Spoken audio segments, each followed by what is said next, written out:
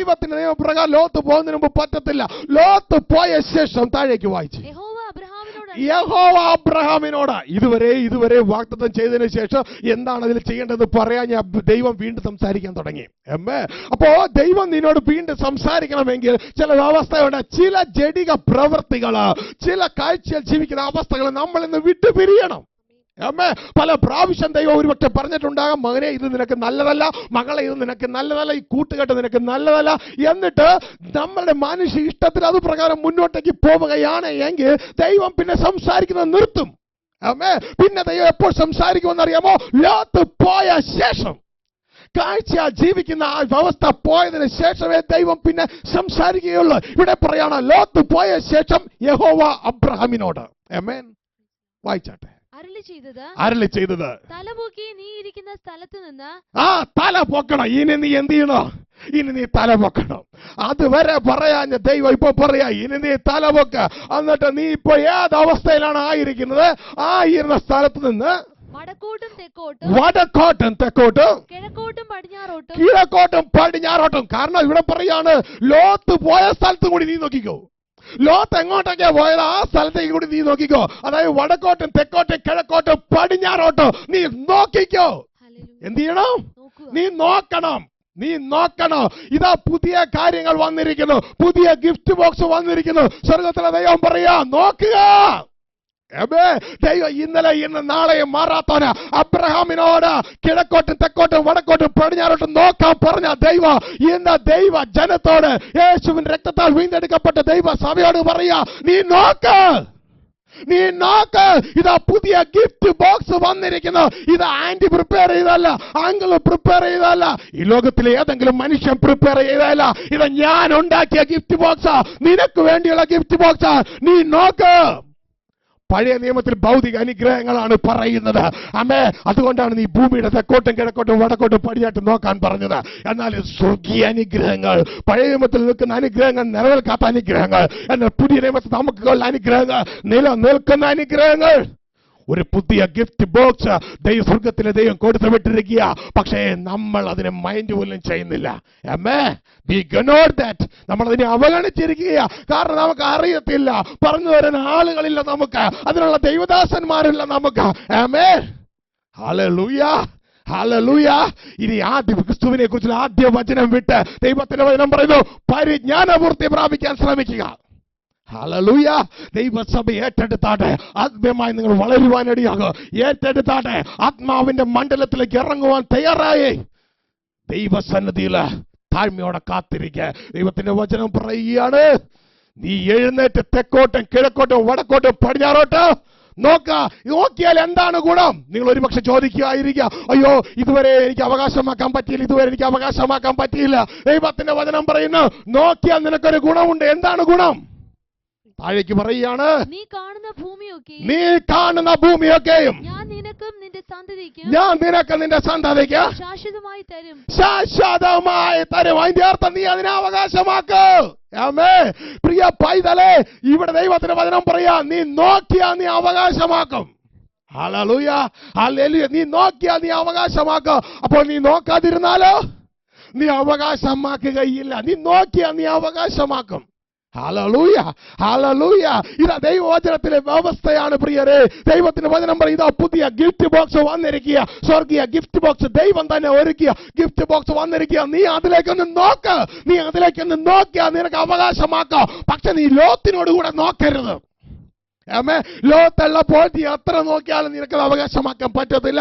പക്ഷെ നീ ലോത്തിനെ വിട്ടുപിരിയ. നീ ഒരു തീരുമാനമെടുക്കുക, ഇതാ ഞാൻ ലോത്തിനെ വിട്ടുപിരിയുകയാണ്. ലോത്തേ, എന്നെ വിട്ടുപോ. കാഴ്ച ജീവിക്കുന്ന മനുഷ്യനെ എന്നെ വിട്ടുപോ. നീ അത് അവകാശമാക്കും. പ്രിയ ദൈവത്തിന്റെ ജനമേ, ദൈവരാജ്യത്തിന്റെ വ്യവസ്ഥ ഇങ്ങനെ തന്നെയാ. ഒരുവൻ ക്രിസ്തുവിലായി കഴിയുമ്പോൾ ദൈവത്തിന്റെ വചനം പറയാണ്, നീ വീടുകളോട് അറിയാ, ഈ ഹോളിൽ കിടക്കുന്ന കസേര അത് നിങ്ങൾ ഇതുവരെ അവകാശമാക്കിയിട്ടില്ല. കസേര നിങ്ങൾക്ക് കാണാം. ഇവിടെയുള്ള കമ്പ്യൂട്ടർ നിങ്ങൾ ഇതുവരെ അവകാശമാക്കിയിട്ടില്ല. കമ്പ്യൂട്ടർ നിങ്ങൾക്ക് കാണാം. ആമേൻ. ഹല്ലേലൂയ. ഇതേപോലെ നാം ആയിരിക്കുന്ന വീട് നാം ഇതുവരെ അവകാശമാക്കിയിട്ടില്ല. ആ വീട് നമുക്ക് അവകാശമാക്കാം. അതിന്റെ പേയ്മെന്റ് നമ്മൾ കൊടുത്താൽ. മനസ്സിലാവുന്നുണ്ടോ? ഹല്ലേലൂയ. ഇതുപോലെ പ്രിയ ദൈവത്തിന്റെ ജനമേ, മനസ്സിലാക്കിയോ, നാം യേശു ക്രിസ്തുവിനെ രക്ഷിതാവായി സ്വീകരിച്ചപ്പോൾ ദൈവരാജ്യം കണ്ടിരിക്കുന്നു. മനസ്സിലായോ? ഇനി നാം ദൈവത്തോടുള്ള അനുസരണം എന്നുള്ള ആ പേയ്മെന്റ് കൊടുത്താൽ നമുക്ക് അവകാശമാക്കാം. ആമേൻ. Hallelujah, hallelujah. നാം ചതിക്കപ്പെടരുത്, തെറ്റിപ്പോകരുത്. ഹല്ലേലൂയ. പല സന്ദേശങ്ങളും കേൾക്കുവാനായിട്ട് ഇടയാവുന്നുണ്ട്. കാരണം യേശു ക്രിസ്തു രക്ഷിതാവായി നീ സ്വീകരിച്ച നീ ദൈവരാജ്യം അവകാശമാക്കിയെന്ന്. പ്രിയ ദൈവത്തിന് ജനമേ, ഈ വചനത്തിൽ എങ്ങും പറയുന്നില്ല ദൈവരാജ്യം അവകാശമാക്കിയെന്ന്. പകരം ദൈവരാജ്യം കാണാമെന്നാണ് പറയുന്നത്. ആമേൻ. പക്ഷേ ആ ദൈവത്തോട് തുടർന്ന് നാം അനുസരണം കാണിച്ചാൽ ദൈവരാജ്യം അവകാശമാക്കുവാനായിട്ട് കഴിയും. ഹല്ലേലൂയ. തെറ്റ് വിശ്വസിക്കരുത്, തെറ്റ് പഠിക്കരുത്. തെറ്റ് വിശ്വസിക്കുകയും തെറ്റ് പഠിക്കുകയും ചെയ്താൽ നമ്മുടെ റിസൾട്ട് റോങ് ആയി തീരുവാനിടയാകും. Hallelujah, hallelujah. കഴിഞ്ഞ ദിവസം എഫെസ്യ ലേഖനം 2-ാം അധ്യായം അതിന്റെ 6-ാം വാക്യം വെച്ചുകൊണ്ട് ഒരു സന്ദേശം ഇങ്ങനെ കേൾക്കുവാനിടയായി. വായിച്ചിട്ട് എഫെസ്യ ലേഖനം 2-ാം അധ്യായം 6-ാം വാക്യത്തില് പറയുന്ന ഒരു രംഗമുണ്ട്. ഇപ്പോൾ നിങ്ങളെ സ്വർഗത്തിൽ ഇരുത്തിയിരിക്കുന്നു. ആമേൻ. സ്വർഗത്തിൽ ഇരിക്കുന്നു. ആ വാക്യം ഒന്ന് വായിച്ചാട്ടെ സഹോദരി. ക്രിസ്തുയേശുവിൽ നമ്മെക്കുറിച്ചുള്ള വാത്സല്യത്തിൽ തന്റെ കൃപയുടെ അത്യന്തദാനത്തെ വരും കാലങ്ങൾ കാണിക്കേണ്ടതിന് ക്രിസ്തുയേശുവിൽ അവനോടുകൂടെ ഉയർത്തെഴുന്നേൽപ്പിച്ച് സ്വർഗത്തിൽ ഇരുത്തുകയും ചെയ്തു. ദൈവവചനം സത്യമാണ്. ദൈവം പറയുകയാണ്, ഒരു ക്രിസ്തുവിലായ അവന്റെ ആത്മാവിനെ അവൻ സ്വർഗത്തിൽ ഇരുത്തിയിരിക്കുക. പുതിയ സൃഷ്ടിയെ സ്വർഗത്തിൽ ഇരുത്തിയിരിക്കുക. കാരണം ആ വ്യക്തി ജനിച്ചത് എവിടെയാ? സ്വർഗത്തിലാ ഇരുത്തിയിരിക്കുന്നത്. ഇതിന്റെ അർത്ഥം എന്ന് പറയുന്നത് സ്വർഗരാജ്യം അവകാശമാക്കിയെന്നല്ല. സാധാരണ വചനം അറിയാത്ത വ്യക്തികൾ ഇത് കേട്ട് കഴിഞ്ഞാൽ എന്ത് സംഭവിക്കും? അവർ അതിൽ വീണുപോകും.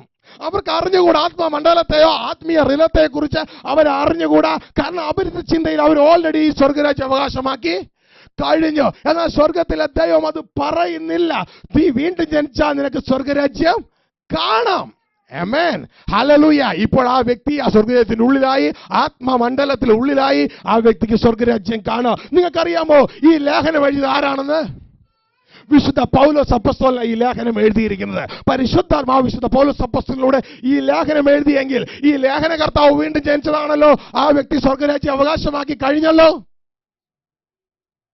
പക്ഷേ ആ ലേഖനകർത്താവ് അടുത്ത ലേഖനത്തിൽ എഴുതുന്ന ഫിലിപ്പിയർക്കുള്ള ലേഖനത്തിൽ എഴുതുന്നത് നമുക്കവിടെ ശ്രദ്ധിച്ചാൽ നമുക്ക് കാണുവാൻ കഴിയും.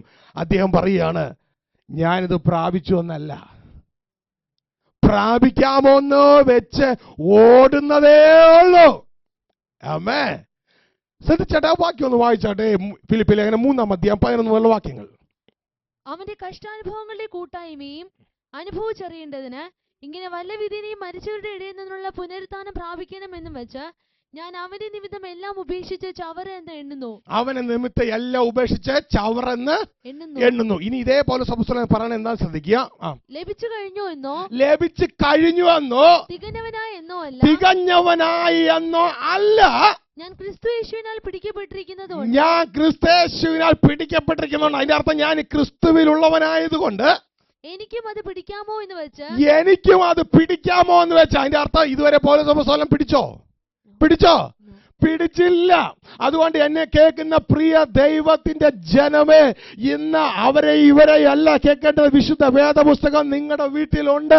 ആ വീട്ടിലുള്ള വിശുദ്ധ വേദപുസ്തകം നോക്കി മനസ്സിലാക്കുക. ദൈവത്തിന്റെ വചനം റോമൻസ് 3:4 പറയുന്നു, സകല മനുഷ്യര് ബോഷ്ക്ക് പറയുന്നവരെന്നേ വരൂ. ദൈവവചനം നിങ്ങളുടെ വീട്ടിലുള്ള ദൈവവചനം സത്യമാ. അതെടുത്ത് നോക്കാം. അല്ലെങ്കിൽ നിങ്ങൾ ചതിക്കപ്പെടുവാനിടയാകും. പ്രിയരെ, ചതിക്കപ്പെടുവാനിടയാകും. ആ ദൈവദാസം പറയുക, ഞാൻ പിടിച്ചിട്ടില്ല, പിടിക്കാമെന്ന് വെച്ച് ഓടുന്നതേ ഉള്ളൂ. ആമേൻ. ഹല്ലേലൂയ. അതുകൊണ്ട് നമ്മൾ എന്ത് ചെയ്യണം? നമ്മളും പിൻപിലുള്ളത് മറന്ന് മുമ്പിലുള്ളതിനെ ലക്ഷ്യമാക്കി ഞാൻ നിങ്ങൾ ലാക്കിലേക്ക് ഓടണം. ആമേൻ. ചതിക്കപ്പെടരുത്. പ്രിയ ദൈവത്തിന്റെ ജനമേ, പല ടീച്ചിങ്ങുകളുണ്ട്. എന്നാൽ ആ ടീച്ചിങ്ങുകളിലേക്ക് നമ്മൾ കടന്നു പോകുമ്പോൾ ഒരുപക്ഷെ നമ്മൾ ചതിക്കപ്പെടത്തില്ല. യേശു ക്രിസ്തു മഹോപദ്രവകാലത്തിന് മുമ്പ് വരുമെന്ന ടീച്ചിങ് ഉണ്ട്. യേശു ക്രിസ്തു മഹോപദ്രവകാലത്തിന് ഇടയിൽ വരുന്നുള്ള ടീച്ചിങ് ഉണ്ട്. യേശു ക്രിസ്തു മഹോപദ്രവത്തിന് ശേഷം വരുമെന്നുള്ള ടീച്ചിങ് ഉണ്ട്. പ്രിയ ദൈവത്തിന്റെ ജനമേ, ഇത് ഏത് തന്നെ ആയാലും നമ്മൾ ഏത് സമയത്ത് ഒരുങ്ങിയെന്നാ മതി. മനസ്സിലായോ? ഇത് നമ്മൾ എന്തെങ്കിലും മനസ്സിലാക്കിയോണ്ട് നമ്മൾ പലപ്പോഴും നമുക്ക് അവിടെ വലിയ വിഷയങ്ങൾ വരുന്നില്ല. പക്ഷേ നമ്മൾ ദൈവരാജ്യം ഓൾറെഡി അവകാശമാക്കി കഴിഞ്ഞു എന്ന് പറഞ്ഞാൽ പിന്നെ ജനം പാപത്തിൽ ജീവിക്കുവാൻ തുടങ്ങും. മനസ്സിലായോ? അപ്പോൾ പ്രിയ ദൈവത്തിനും നാം ചതിക്കപ്പെടരുത്. ഇതാണ് 1 Corinthians chapter 6. അവിടെ അതിന്റെ ഞാൻ ചിന്തിക്കുന്നു 9 ആണെന്ന് ചിന്തിക്കുകയാണ്. അവിടെ ദൈവജനത്തോട് പറയുന്ന ഒരു കാര്യമുണ്ട്, അനീതി ചെയ്യുന്നവൻ ദൈവരാജ്യം അവകാശമാക്കുകയില്ല. 1 Corinthians chapter 6 verse 9 വായിച്ചാട്ടെ. അന്യായം ചെയ്യുന്നവർ ദൈവരാജ്യം അവകാശം. അന്യായം ചെയ്യുന്നവൻ ആരോടാ പറഞ്ഞെന്നറിയാമോ? ഇത് മനസ്സിലാക്കണം. 1 Corinthians chapter 1 verse 2 വായിച്ച്. Chapter 1, 1 Corinthians chapter 1 verse 2. ക്രിസ്തുയേശുവിൽ വിശുദ്ധീകരിക്കപ്പെട്ടവരും അവിടെയും ഇവിടെയും എവിടെയും നമ്മുടെ കർത്താവായ യേശുക്രിസ്തുവിന്റെ നാമത്തിൽ വിളിച്ചപേക്ഷിക്കുന്ന ഇവരോടും കൂടെ വിളിക്കപ്പെട്ട വിശുദ്ധന്മാരായവർക്ക്. അപ്പോൾ ആർക്കാ എഴുതുന്നത്? വിശുദ്ധന്മാർക്ക് എഴുതുന്നത്. യേശു രക്തത്താൽ കഴുകപ്പെട്ട വിശുദ്ധന്മാർക്കാണ് ഇത് എഴുതുന്നത്. വിശുദ്ധന്മാരോട് പറയുകയാണ്, അന്യായം നീ ചെയ്താൽ യേശു രക്തത്താൽ വീണ്ടെടുക്കപ്പെട്ട വിശുദ്ധനെ നീ ദൈവരാജ്യം അവകാശമാക്കുകയില്ല. മനസ്സിലാവുന്നുണ്ടോ? അന്യായം ചെയ്താൽ ദൈവരാജ്യം അവകാശമാക്കുകയില്ല. അപ്പൊ ഇവർ ഓൾറെഡി എന്ത് സംഭവിച്ചു കഴിഞ്ഞു? ഇവർ രക്ഷിക്കപ്പെട്ടവരാണോ? വിശുദ്ധന്മാരല്ലേ? ഇവർ രക്ഷിക്കപ്പെട്ടവർ ഓൾറെഡി യേശു രക്തത്താൽ ഇവർ രക്ഷിക്കപ്പെട്ട വിശുദ്ധന്മാരാ.